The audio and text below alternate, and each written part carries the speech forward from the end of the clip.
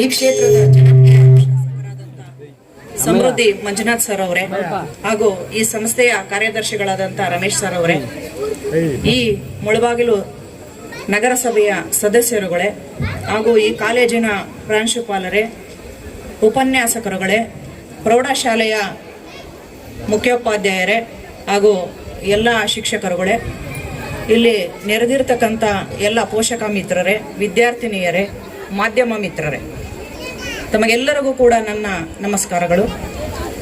ಈ ಒಂದು ದಿನ ನನ್ನ ಒಂದು ಜೀವನದಲ್ಲಿ ಅತ್ಯಂತ ವಿಶೇಷವಾದಂಥ ದಿನ. ಪ್ರತಿಯೊಬ್ಬ ವ್ಯಕ್ತಿ ಭವಿಷ್ಯದಲ್ಲಿ ಒಂದು ಉತ್ತಮವಾಗಿ ಪ್ರಜೆಯಾಗಿ ನಿರ್ಮಾಣ ಆಗಬೇಕಾದ್ರೆ ಅವರಿಗೆ ಅಡಿಪಾಯ ತುಂಬ ಮುಖ್ಯ. ನಾವು ಒಂದು ಮನೆಯನ್ನು ಕಟ್ಟಿದ್ರೆ ಅದಕ್ಕೆ ಬೇಸ್ ಎಷ್ಟು ಇಂಪಾರ್ಟೆಂಟ್ ಆಗಿರುತ್ತೋ ಅದರ ಒಂದು ಜೀವಿತಾವಧಿ ಅದರ ಒಂದು ತಳಪಾಯದ ಮೇಲೆ ಇರ್ತದೆ. ಸೊ ನಮ್ಮ ಜೀವನದಲ್ಲೂ ಅದೇ ರೀತಿ ನಾವು ಉತ್ತಮವಾದ ಪ್ರಜೆಗಳಾಗಿ ಸಮಾಜದಲ್ಲಿ ಒಂದು ಒಳ್ಳೆ ಸೇವೆಯನ್ನು ಮಾಡ್ತಾ ಸಮಾಜಕ್ಕೆ ಒಂದು ಉತ್ತಮವಾದ ಕೊಡುಗೆಯನ್ನು ಕೊಡ್ತಾ ಇದ್ದೀವಿ ಅಂತಂದರೆ, ನಮ್ಮ ಮೊದಲಿನಿಂದ ನಾವು ಓದಿರ್ತಕ್ಕಂಥ ಪ್ರಾಥಮಿಕ ಶಿಕ್ಷಣ ಆಗ್ಬೋದು, ಪ್ರೌಢ ಶಿಕ್ಷಣ ಆಗ್ಬೋದು, ಕಾಲೇಜು ಶಿಕ್ಷಣ ಆಗ್ಬೋದು, ಅತ್ಯಂತ ಮಹತ್ವವಾದ ಪಾತ್ರ.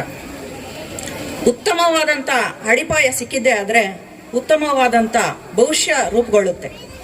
ಒಂದು ಗಿಡಕ್ಕೆ ಯಾವ ರೀತಿ ಚಿಕ್ಕದಿಂದಲೇ ಒಳ್ಳೆ ಪೋಷಣೆ ಸಿಕ್ಕಿದ್ರೆ ಉತ್ತಮವಾದ ಮರ ಬೆಳೆದು ಅದು ಒಳ್ಳೆ ಫಸಲನ್ನು ನೀಡಿ ಎಷ್ಟು ಉಪಯೋಗಕಾರಿ ಆಗ್ತದೆ ಅನ್ನೋದು ತಮ್ಗೆಲ್ರಿಗೂ ಗೊತ್ತಿರುತ್ತೆ. ಈ ಶಾರದಾ ಸಂಸ್ಥೆ ಬಹಳ ವರ್ಷಗಳಿಂದ ಹಲವಾರು ಗ್ರಾಮೀಣ ಭಾಗದಂಥ ಮಕ್ಕಳಿಗೆ ವಿದ್ಯಾಭ್ಯಾಸವನ್ನು ಕೊಡ್ತಾ ಅವರ ಭವಿಷ್ಯಗಳನ್ನು ರೂಪಿಸೋದ್ರಲ್ಲಿ ಉತ್ತಮವಾದ ಪಾತ್ರವನ್ನು ವಹಿಸ್ತಾ ಬಂದಿದೆ. ಅದರಲ್ಲಿ ನಮ್ಮ ಆಡಳಿತ ಮಂಡಳಿಯವರ ಪಾತ್ರ ಬಹಳ ಪ್ರಮುಖವಾದದ್ದು. ಅತಿ ಕಡಿಮೆ ವೆಚ್ಚದಲ್ಲಿ ಗ್ರಾಮೀಣ ಭಾಗಕ್ಕೂ ಮತ್ತು ನಗರ ಭಾಗಕ್ಕೂ, ಅದರಲ್ಲೂ ಹೆಣ್ಣು ಮಕ್ಕಳಿಗೆ, ವಿಶೇಷವಾಗಿ ಹೆಣ್ಣು ಮಕ್ಕಳಿಗೆ ಶಿಕ್ಷಣವನ್ನು ನೀಡ್ತಾ ಬಂದಿದೆ. ನಿಜವಾಗ್ಲೂ ಕೂಡ ಈ ಒಂದು ವಿಷಯ ಅಭಿನಂದನಾರ್ಹವಾದದ್ದು. ಹಲವಾರು ಗ್ರಾಮೀಣ ಭಾಗದ ಹೆಣ್ಣು ಮಕ್ಕಳು ಇಲ್ಲಿ ಶಿಕ್ಷಣವನ್ನು ಪಡೆದು ಇವತ್ತು ಉನ್ನತವಾದ ಸ್ಥಾನಗಳಲ್ಲಿ ಕೆಲಸ ಮಾಡ್ತಾ ಇದ್ದಾರೆ. ಹಲವಾರು ವೈದ್ಯರುಗಳು, ಇಂಜಿನಿಯರ್ಗಳು, ಶಿಕ್ಷಕರು, ಉಪನ್ಯಾಸಕರು, ಅಧಿಕಾರಿಗಳು, ವಕೀಲರು, ಬಹಳಷ್ಟು ಜನ ಇಲ್ಲಿ ಓದಿರ್ತಕ್ಕಂಥ ಹೆಣ್ಣುಮಕ್ಕಳು ಇವತ್ತು ಒಂದು ಒಳ್ಳೆ ಸ್ಥಾನಗಳಲ್ಲಿದ್ದು ಸಮಾಜಕ್ಕೆ ಉತ್ತಮವಾದ ಕೊಡುಗೆಯನ್ನು ನೀಡ್ತಾ ಇದ್ದಾರೆ. ಆ ಒಂದು ಸ್ಥಾನಮಾನ ಕಲ್ಪಿಸಿಕೊಟ್ಟಿರ್ತಕ್ಕಂಥದ್ದು ಇಲ್ಲಿರ್ತಕ್ಕಂಥ ಶಿಕ್ಷಕರಿಗೆ, ಉಪನ್ಯಾಸಕರಿಗೆ, ಆಡಳಿತ ಮಂಡಳಿಯವರಿಗೆ ಸಲ್ಲುತ್ತೆ.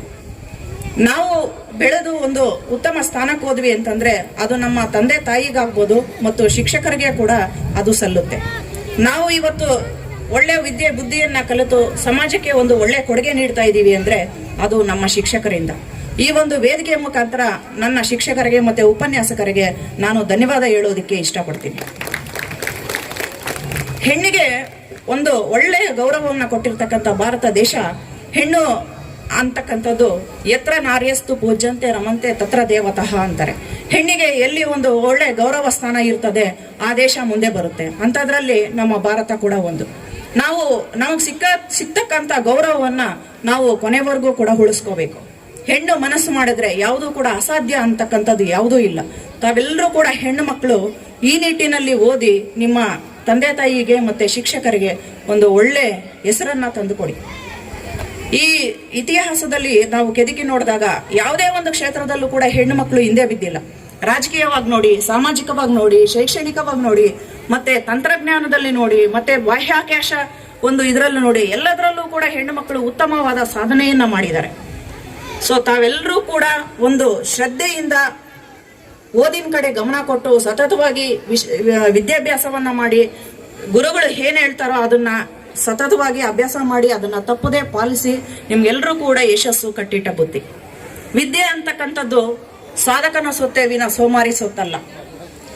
ಶಿಕ್ಷಕರು ಯಾವ ರೀತಿ ಅವರು ಶ್ರಮ ವಹಿಸಿ ನಮಗೆ ಪಾಠ ಪ್ರವಚನಗಳನ್ನ ಮಾಡ್ತಾರೋ ಅದಕ್ಕೆ ತಕ್ಕನಂಗೆ ಯೋಜನಾಬದ್ಧವಾಗಿ ನಾವು ಕೂಡ ಕಷ್ಟಪಟ್ಟು ಅದನ್ನ ಅಭ್ಯಾಸ ಮಾಡಿದಾಗ್ಲೇ ನಮಗೆ ನಮ್ಮ ಪರಿಶ್ರಮಕ್ಕೆ ಫಲ ಸಿಗೋದು.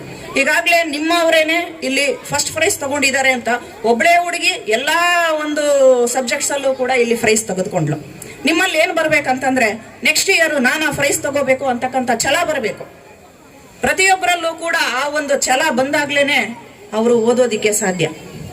ಎಲ್ಲಾ ಸಬ್ಜೆಕ್ಟ್ಸ್ ಅಲ್ಲೂ ಒಬ್ಬರೇ ತಗೊಳ್ಳೋದಕ್ಕಿಂತ ನೀವೆಲ್ಲರೂ ಕೂಡ ಪ್ರಯತ್ನ ಪಟ್ಟಿದ್ರೆ ಆ ಪ್ರೈಸ್ ಅನ್ನ ನೀವು ಕೂಡ ತಗೋಬಹುದಾಗಿತ್ತು. ನೀವು ಯಾಕೆ ಪ್ರಯತ್ನ ಪಡಬಾರ್ದು? ಸತತವಾಗಿ ಪರಿಶ್ರಮ ಮಾಡಿದ್ದೇ ಆದ್ರೆ ಎಲ್ಲರಿಗೂ ಕೂಡ ಸಕ್ಸಸ್ ಅಂತಕ್ಕಂಥದ್ದು ಕಟ್ಟಿಟ್ಟ ಬುತ್ತಿ. ನಾನು ಒಂದೆರಡು ಟಿಪ್ಸ್ ಹೇಳೋದಕ್ಕೆ ಇಷ್ಟಪಡ್ತೀನಿ. ನೀವೆಲ್ಲರೂ ಕೂಡ ಸತತವಾಗಿ 7 ರಿಂದ 8 ಗಂಟೆಗಳ ಕಾಲ ಅಭ್ಯಾಸ ಮಾಡಲೇಬೇಕು. ಪ್ರೌಢಶಾಲೆಗೆ ಬಂದ ಮೇಲಂತೂ 7 ರಿಂದ 8 ಅವರು ನೀವು ಖಂಡಿತವಾಗ್ಲೂ ಓದಲೇಬೇಕಾಗ್ತದೆ. ಕಾಲೇಜಿಗೆ ಬಂದ ಮೇಲೆ ಅದನ್ನ ಇನ್ನೂ 1-2 ಅವರ್ ಜಾಸ್ತಿ ಓದಬೇಕಾಗುತ್ತೆ. ನೀವೇನು ವರ್ಷ ಪೂರ್ತಿ ಓದಿರ್ತೀರಾ ಅದನ್ನೆಲ್ಲವನ್ನು ಕೂಡ ಕೀ ಪಾಯಿಂಟ್ಸ್ ತರ ಮಾಡಿಕೊಂಡು 10 ಪೇಜಲ್ಲಿ ಅದನ್ನ ಸಂಗ್ರಹಣೆ ಮಾಡ್ಕೋಬೇಕು. ಪ್ರತಿಯೊಬ್ಬರು ಕೂಡ ಈ ಟಿಪ್ಸ್ನ ಫಾಲೋ ಆಗಬೇಕು. ನಾನೀಗ ಎಲ್ಲೆಲ್ಲಿ ಕಾಲೇಜಸ್ಗೆ ಹೋಗ್ತೀನಿ ಮತ್ತೆ ಸ್ಕೂಲ್ಸ್ಗೆಲ್ಲ ಹೋಗ್ತಾ ಇರ್ತೀನಿ, ಅಲ್ಲೆಲ್ಲರಿಗೂ ಕೂಡ ಒಂದಷ್ಟು ಕಿವಿ ಮಾತುಗಳನ್ನ ಹೇಳ್ಬಿಟ್ಟು ಬರ್ತೀನಿ. ಪೂರ್ತಿ ಬುಕ್ಕನ್ನ ಓದಿರ್ತೀರಾ, ವರ್ಷ ಪೂರ್ತಿ ಓದಿರ್ತೀರಾ, ಎಕ್ಸಾಮ್ ಟೈಮಲ್ಲಿ ಅದನ್ನ ಕೀ ಪಾಯಿಂಟ್ಸ್ ತರ ಮಾಡ್ಕೊಂಡು ಇಟ್ಕೋಬೇಕು. ನೀವು ಅದನ್ನ ರೀಕಾಲ್ ಮಾಡ್ಕೋಬೇಕು. ಎಕ್ಸಾಮ್ ಟೈಮಲ್ಲಿ ಬುಕ್ ಪೂರ್ತಿ ಓದೋದಕ್ಕಾಗೋದಿಲ್ಲ. ಸೊ ನೀವೇನ್ ಮಾಡಬೇಕು, ಕೀ ಪಾಯಿಂಟ್ಸ್ ಮಾಡ್ಕೊಂಡಿರೋದು 10 ಪೇಜನ್ನ ನೀವು ಸತತವಾಗಿ ಅದನ್ನ ಪ್ರಾಕ್ಟೀಸ್ ಮಾಡ್ತಾ ಹೋಗ್ಬೇಕು. ಫುಲ್ ಬುಕ್ಕಲ್ಲಿ ಇರ್ತಕ್ಕಂಥ 100 ಪೇಜನ್ನ 10 ಪೇಜ್ಗೆ ಇಳಿಸಿ ಪಾಯಿಂಟ್ಸ್ ಮಾಡ್ಕೊಂಡಿರ್ಬೇಕು.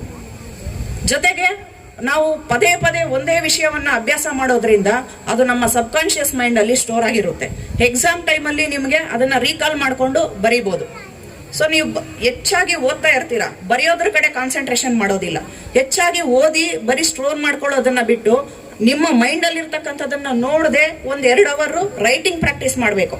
ಬರೀ ಓದೋದನ್ನ ನೀವು 6 ಅವರ್ ಮಾಡಿದ್ರೆ 2 hours per day 2 hours continuous ಅದನ್ನ ಬರೀಬೇಕು. ನೀವ್ ಏನ್ ಓದಿರ್ತೀರಾ ಅದನ್ನ ನೀವು ನೋಡ್ದಿರ ಬರ್ದಾಗ್ಲೇ ನಿಮ್ಗದು ಶಾಶ್ವತವಾಗಿ ಮನಸ್ಸಿನಲ್ಲಿ ಉಳಿತಕ್ಕಂಥದ್ದು. ಸೊ ನಾವು ಓದ್ತೀವಿ, ಎಷ್ಟು ಓದಿದ್ರು ಕೂಡ ಕೆಲವೊಬ್ಬರಿಗೆ ಅದು ಸ್ಟೋರ್ ಆಗಲ್ಲ.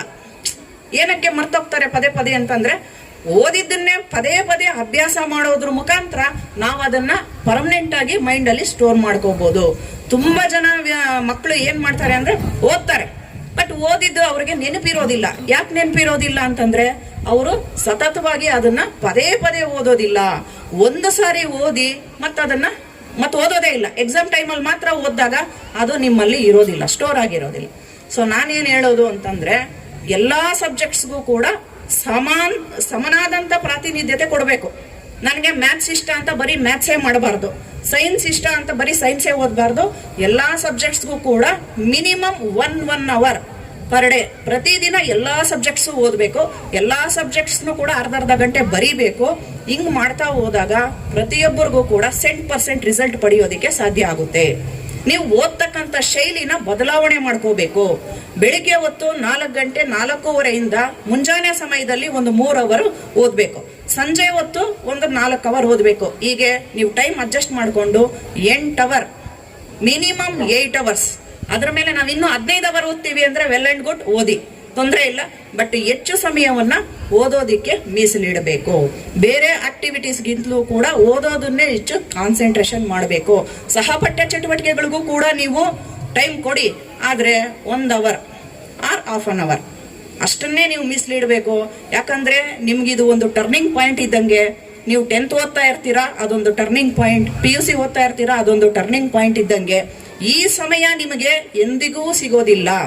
ಕಳೆದು ಹೋದ ಸಮಯ ಮತ್ತೆ ಯಾವತ್ತೂ ನೀವು ಅದನ್ನ ಪಡೆಯೋದಕ್ಕಾಗೋದಿಲ್ಲ. ಸಮಯ ಅಂತಕ್ಕಂಥದ್ದು ಅಮೂಲ್ಯವಾದದ್ದು. ಇವತ್ತು ಜಗತ್ತಿನಲ್ಲಿ ನಾವು ಎಲ್ಲವನ್ನೂ ಕೂಡ ಮತ್ತೆ ಸಂಪಾದನೆ ಮಾಡಬಹುದು ಕಷ್ಟಪಟ್ಟು.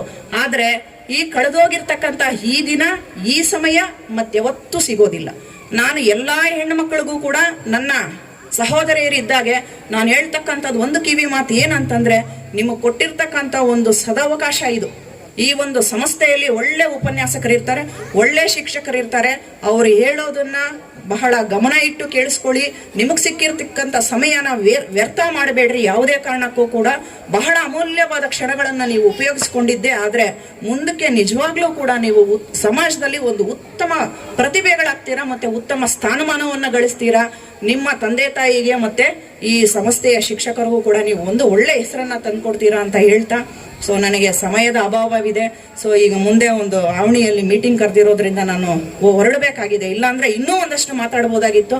ಸೊ ಮತ್ತೆ ಯಾವಾಗಾದ್ರೂ ನಾನು ಬಿಡುವು ಮಾಡಿಕೊಂಡು ಮತ್ತೆ ನಾನು ಇಂಥ ಫಂಕ್ಷನ್ಗಳಿಗೆ ಬಂದಾಗ ಮತ್ತಷ್ಟು ನಿಮಗೆ ವಿಷಯಗಳನ್ನು ಹೇಳಬೇಕು ಅಂತ ನನಗೆ ಅನಿಸ್ತಾ ಇದೆ. ನಾನು ಹೇಳ್ತೀನಿ ಖಂಡಿತವಾಗ್ಲೂ. ಈ ವೇದಿಕೆ ಮುಖಾಂತರ ನಾನು ಮತ್ತೊಮ್ಮೆ ನನ್ನ ಎಲ್ಲ ಉಪನ್ಯಾಸಕರಿಗೆ ಮತ್ತು ಶಿಕ್ಷಕರಿಗೆ, ಈ ವೇದಿಕೆ ಮೂಲಕ ನನ್ನ ಒಂದು ಈ ಸ್ಥಾನಮಾನಕ್ಕೆ ಕಾರಣರಾಗಿರ್ತಕ್ಕಂಥ ಶಿಕ್ಷಕರಿಗೆ ಮತ್ತು ಆಡಳಿತ ಮಂಡಳಿಯವರು ಕೂಡ, ನಾನು ಓದೋವಾಗ್ಲಿಂದ ಕೂಡ ನಮ್ಮ ರಮೇಶ್ ಸರ್ ಭಾಳ ಸಾರಿ ಕ್ಲಾಸ್ಗಳಿಗೆ ಅವರೇ ವಿಸಿಟ್ ಮಾಡಿಬಿಡೋರು. ಇದೇನು ಏನು ಅಂತನ್ಬಿಟ್ಟು ತುಂಬ ಓಡಾಡ್ತಾ ಇರೋರು. ನಮಗೆ ರಮೇಶ್ ಸರ್ ಬಹಳ ಕಾಳಜಿಯಿಂದ ಅವರು ಈ ಒಂದು ಸಂಸ್ಥೆಯನ್ನು ನೋಡ್ಕೊತಾ ಇದ್ದಾರೆ. ಸೊ ಅವರೆಲ್ಲರಿಗೂ ಕೂಡ ಈ ವೇದಿಕೆಯ ಮೂಲಕ ನಾನು ವಿಶೇಷವಾದ ಒಂದು ಧನ್ಯವಾದವನ್ನು ಅರ್ಪಿಸಿ ನನ್ನ ಮಾತನ್ನು ಮುಗಿಸ್ತೇನೆ.